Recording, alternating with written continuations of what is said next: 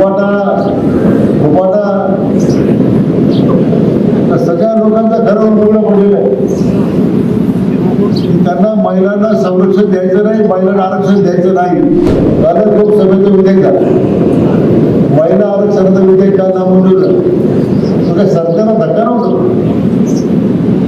यामध्ये काँग्रेस फुपाटा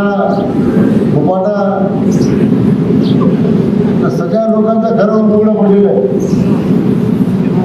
त्यांना महिलांना संरक्षण द्यायचं नाही, महिलांना आरक्षण द्यायचं नाही.